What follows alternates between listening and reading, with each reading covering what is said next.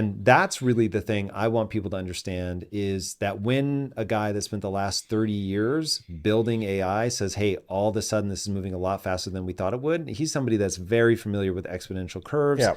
And even trying to plot out the exponential curves, they didn't think that it was going to happen this fast. And that the rate, not only is the rate of change extremely fast, but there's the law of accelerating returns. So the rate of change is already fast and it's getting faster. And that's the thing that I'm really worried about is this going to be something that just blindsides us from that perspective? It has a level of capability that we didn't expect this quick. Yeah, I think it's a bunch of S-curves all at once. So there's three of them, Yann, LeCun, Geoffrey Hinton, and Yoshua Bengio. And Geoffrey Hinton quit Google to say this is a massive risk. And you have Yann LeCun's like, this is a massive opportunity in terms of it'll transform the world. He loves the research and things. So they've got 1 versus 2.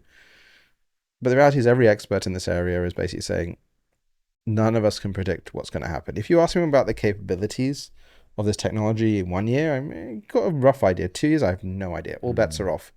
Like, as a practical example, when can we have generated Hollywood quality movies?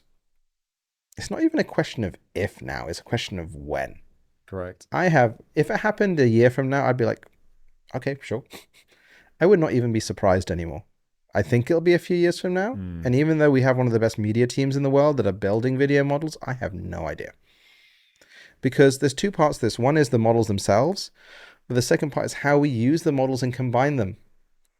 Like there is an amazing company called Wonder Dynamics. I don't know if you've come across that. I've used them. It's awesome. Unbelievable. And it's a bunch of different models. So Wonder Dynamics, you've got me, click on it and then say, I want him to be an alien. And it does this and the alien's waving its arms and it takes like 5 minutes. It would have taken days, weeks before. Weeks before to create rigging a character is one of the most difficult things you're going to do in 3D. It's insane. Minutes. And then you think, well, what is a movie, right? And you start breaking down, you're like, oh dear. Because it's not necessarily just one model. It's a model combined with other models with the right flow. Because you have one talented youngster combined with other talented youngsters in the right flow, suddenly gets these things done.